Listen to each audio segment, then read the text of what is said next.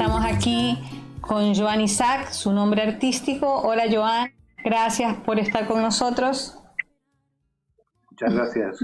Siempre la música ha sido fundamental en mi vida y por tanto pues empecé a escribir algunas letras de canciones, algunas melodías y esto lo inserimos dentro de un grupo que se llamaba Nosaltres y que bueno, hay gente que aún sigue en activo en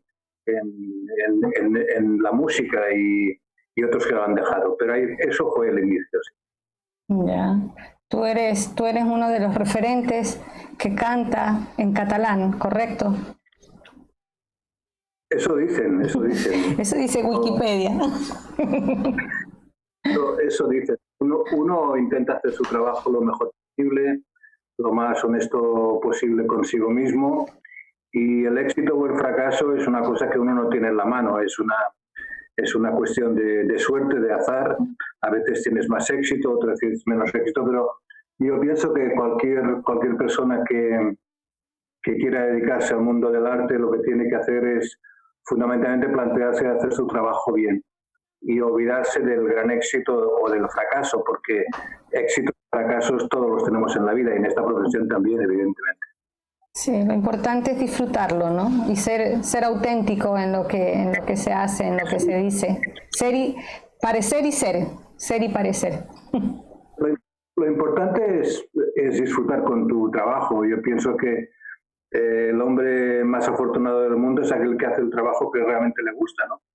Hay mucha gente amargada que va cada día a trabajar en sitios donde no le apetece nunca estar y se aburre muchísimo, pero tiene necesidad de comer y mantener una familia. Pero cuando realmente puedes ganarte un poco la vida con esto y aparte de disfrutar personalmente es cuando uno se siente muy, muy realizado. Aunque a veces hay momentos duros, difíciles, pero como en todas las profesiones. No considero que ser artista sea una profesión más importante que otras. Yo pienso que tan importante es un carpintero como un lampista, como un pescador o como un artista, un pintor, ¿no? Yo pienso que en el mundo todos nacemos para hacer algo y... Claro, se tienen virtudes, se tienen dones y hay que saberlos reconocer y dejarlos fluir. Es correcto. Claro. Óyeme, ¿qué otro libro, aparte de Bandera Negra, que tuvimos la oportunidad hace 4 años de saber de este lanzamiento, supimos por ahí que estás en otro proyecto y que pronto saldrá ya a la luz? Después de Bandera Negra, que fue un libro que escribió Luis García Gil, un periodista sobre mí, sobre mi trayectoria, sobre mis canciones, sobre toda mi obra. Luego edité un libro de poesía que se llamaba Intimissimi y un par de días tarde edité un libro Penso per tant, pienso por tanto escribo. Es un libro de pensamientos, de artículos sobre la vida, y bueno, han ido bastante bien libros. Y ahora últimamente hice un libro con un ilustrador muy importante que se llama Daniel Cessé, un libro que se llama Planetario, que es una canción ilustrada. Es como un cuento para niños, pero que tiene evidentemente también una visión adulta de lo que es el planeta y el daño que le hemos hecho al planeta, ¿no? Entonces, y bueno, escribiendo para hacer otro libro seguramente de poesía este año. Ahora también he sacado un disco nuevo y bueno, no paro de hacer cosas. Sí, hablábamos con Anthony, porque hablábamos del hecho de que uno como Casal siempre es la plataforma donde tiene la oportunidad de conocer tanta gente, ¿no? Artistas, gente común, profesionales, qué sé yo, y bueno, la oportunidad de haberlos conocido ustedes. Me decía que creo que el disco se refiere a algo del tren, donde él colabora también. Sí, es un disco que se llama La Estación de los Sueños, La Estación del Son, donde hay una canción que se llama El tren de los 1000 vagones, que es una canción que yo tenía hace muchos años en la cabeza, porque yo tengo una casa en la playa, en la costa, cerca de Tarragona,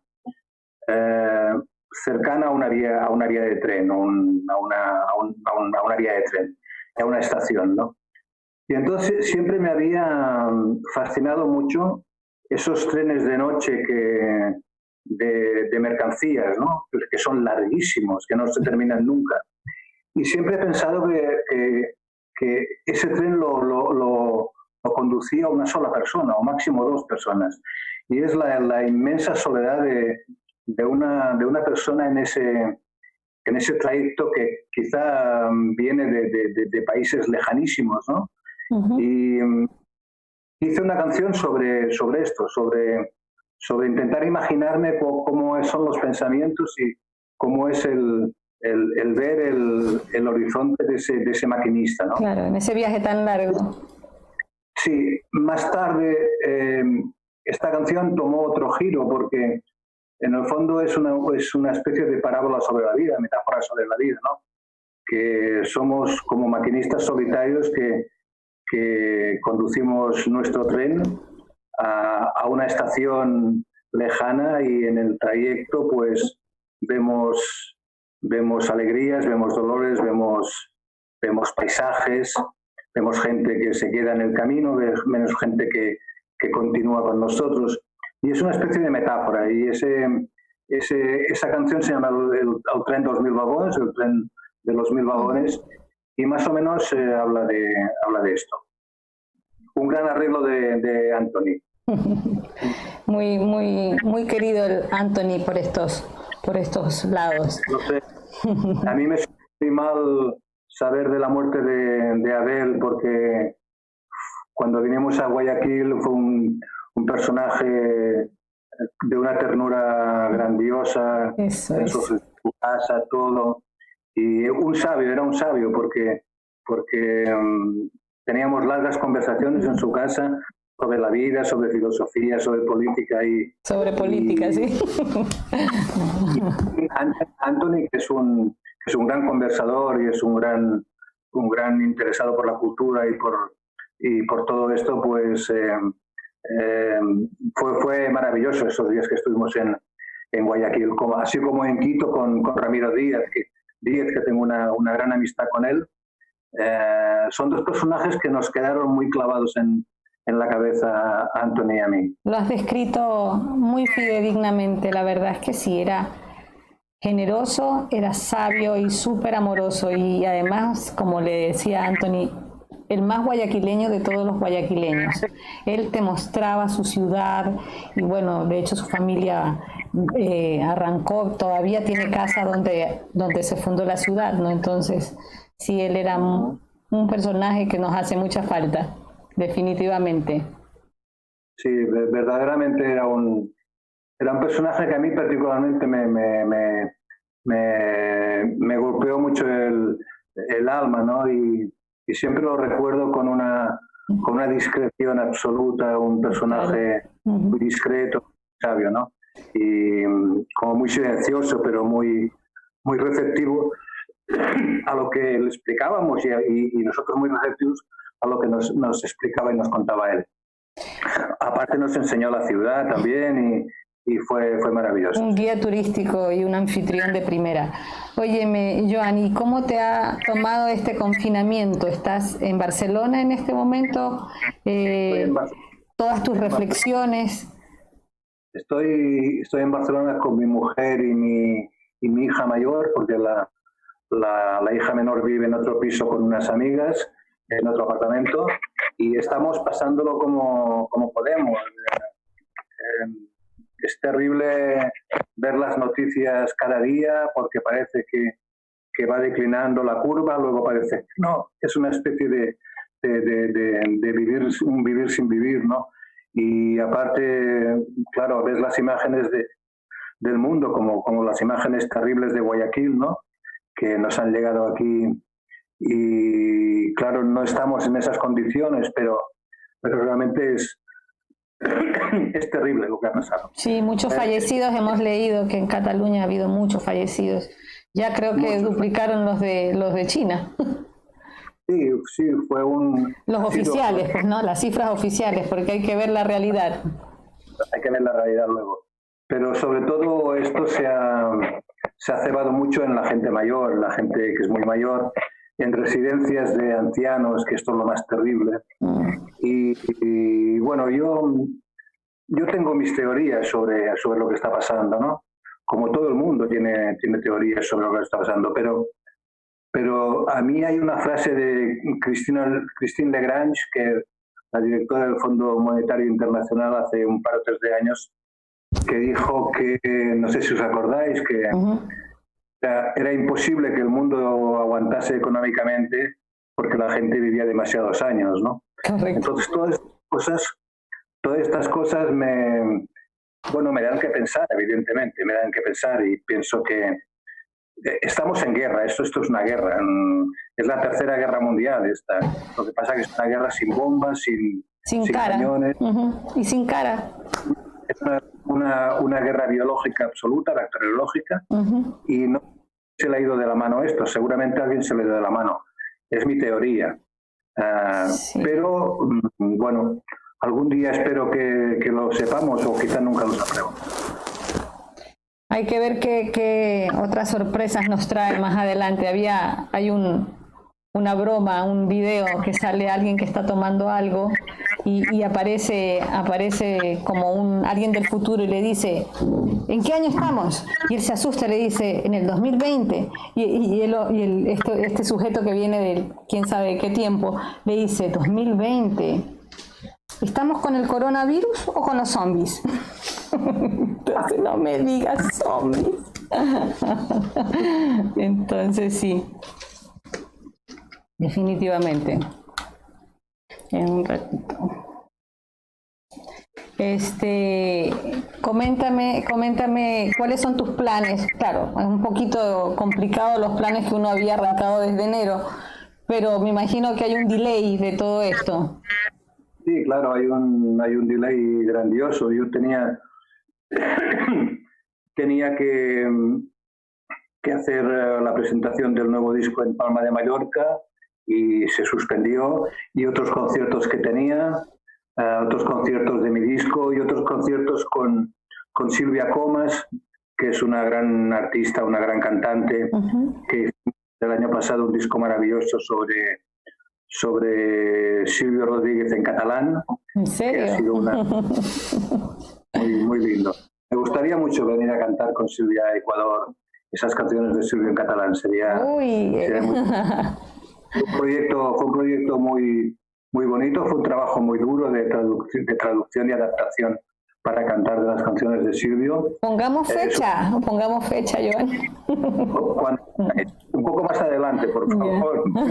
Pero sería maravilloso venir yo guardo de mis 3 viajes a Ecuador, guardo de cada viaje recuerdos maravillosos y un país que descubrí que es una maravilla de país. Yo me acuerdo del trayecto que hicimos desde Guayaquil a Cuenca por el Cajas, que eso fue uno de los viajes más increíbles que he hecho en mi vida. Hoy estamos con Anthony, estamos alucinando con el paisaje que estábamos viendo, con todo eso, ¿no?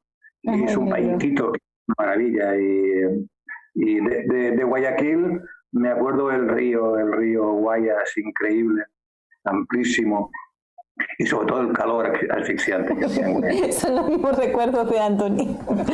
Mucha agua y sí, un calor. Ya, bueno, y cuéntame que primero necesitamos un mensaje para la colonia acá y luego que nos recites. ¿Ya? Alguna de esas, algo corto, bonito. Claro. Bonito es todo, pero ese que sientas que calza, que viene bien. Yo quiero dar un abrazo muy fuerte a la colonia catalana de Guayaquil y también decirles que siempre en mi mente están esos días en Ecuador, esas comidas, esas charlas, y sobre todo darles mucha fuerza en estos momentos, ¿no?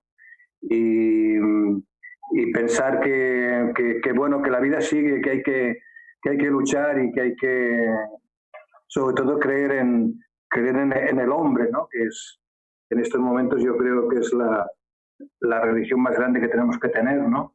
En creer en el hombre como especie. Y yo espero que después de esta pandemia, de este problema, la gente salga a las calles con otra concepción de la vida. Yo siempre he dicho que el primer día que salga a la calle me voy a abrazar con el primero que me cruce, lo conozca o no lo conozca, ¿no? Y me voy a abrazar a un árbol también, porque yo pienso que en el fondo esto es una especie de venganza de la naturaleza, ¿no? Sí. Las ciudades están sin contaminación, hay una exuberancia de pájaros por Barcelona que no te lo puedes ni imaginar. Los animales salvajes bajan de los cerros de detrás de Barcelona. Hay una explosión de vida, una explosión de naturaleza. Sí, qué nefastos que hemos sido, ¿no? Exacto. Y nada, un abrazo muy fuerte a todos y si queréis os leo algún poema de estos. Sí, pero en catalán. En catalán, clar, evidentment. Ajá. A ver. Endavant. Endavant.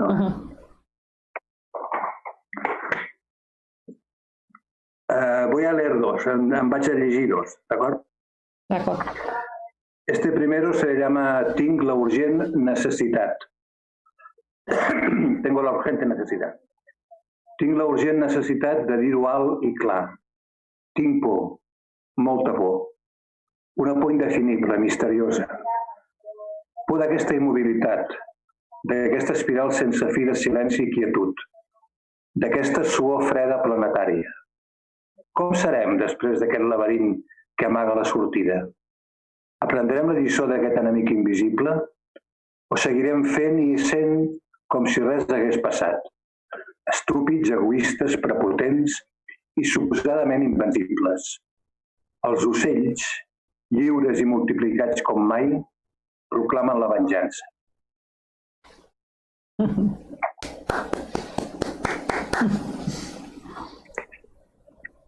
Y otro que se llama Carta a los Reyes, Carta als Reis, que dice: asseure damunt d'una pedra antiga, d'un riu de muntanya, descalçar-me i posar els peus dins de l'aigua gelada, amb una branqueta entre els dents, tancar els ulls i sentir la tèbia escalfor del sol omnipresent, xiular una cançó mentre camino entre pollancres riu avall, mirar el cel i seguir el vol concèntric d'un voltor famolenc entre cingles altíssims, llegir un llibre davant del mar i tornar a contenir la respiració mentre Messi planta la pilota a punt de llançar una falta directa. Bravo. Esas cosas que pueden parecer insignificantes en la vida normal, pero cuando en una situación límite como esta son cosas que desearías hacer, que son importantísimas, ¿no? En estos momentos. Bueno, pues nada más. Joan, te agradezco hartísimo tu tiempo, tus palabras, recordar y ver para adelante también. Así que muchas gracias y darnos este espacio. Gracias. Un beso muy fuerte a todos. Un abrazo. Manden noticias del mundo de allá a quien se quede.